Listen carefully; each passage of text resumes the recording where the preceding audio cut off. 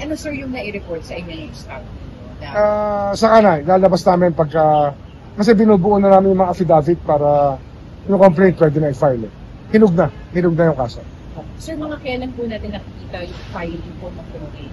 As soon as possible Alam mo, marami lang talaga mga detalyeng hindi pwedeng maiwan Pero susubukan na, sasabihin ko sa ating mga kasama na paspasan na. Kasi nga, ang tagal na natin iniintay ito nang nagsimula mangyari itong mga krimen na ito 2020 at 2025 na. Hindi nag-iintay ang oras Siyempre, lumilipas ang panahon, dapat talaga puspusa na. May nahanap na mga labi kahapon sa crime lab na.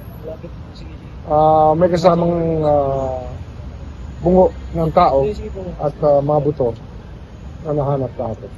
Kung bungo, mas madali ba yun, sir? Kasi kung dental records, mas madali. Oo, nandun ang ngipin May ngipin na kasama.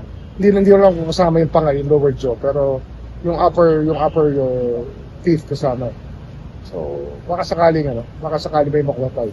So, mas mabilis yun kesa DNA, sir, Hindi, may DNA rin yun kasi parang buong-buo pa yung nakakabit pa sa skull. So, baka doon sa ngipin mismo may DNA pa.